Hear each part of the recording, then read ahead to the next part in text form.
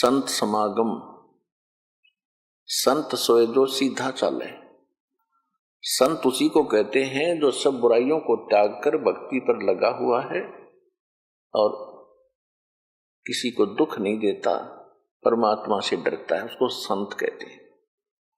संत mean एक अच्छी आत्मा, सुलझा हुआ व्यक्ति। फिर सतगुरु संत, फिर सतगुरु अलग होते हैं। संत तो सभी होते हैं, भक्त साधु संत होते हैं जो सज गए, वे साधु बुराइयों से हट गए, परमात्मा की भक्ति में लग गए, वो संत है। तो आपका यहां आगमन ये संत समागम है। और फिर बताते हैं कि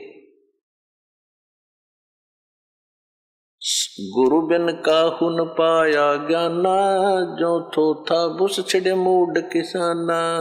गुरु बिन वेद पढ़े जो प्राणी, समझन सोर रहे अज्ञानी। तो संत बनाने के लिए सतगुरु की आवश्यकता पड़ती है। तो आपको सतगुरु भी मिले। संत सतगुरु संत भी होते हैं, लेकिन उनके अंदर क्वालिटी सतगुरु की भिन्न होती है। तो ये संत समागम आपको मिला है। यहां आप बैठते हो, सत्संग सुनते हो, फिर आपस में पुराने भाई बहन आपको मिलते हैं, उनका अनुभव सुनते हो।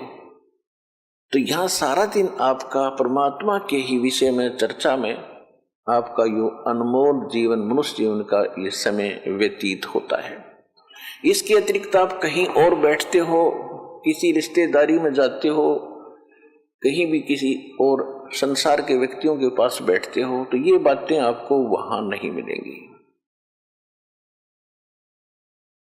क्योंकि ये तो संत समागम से ही स्टार्ट होती हैं। सतगुरु बताते हैं, फिर साधु संत भक्त आगे उस ज्ञान को फैलाते हैं।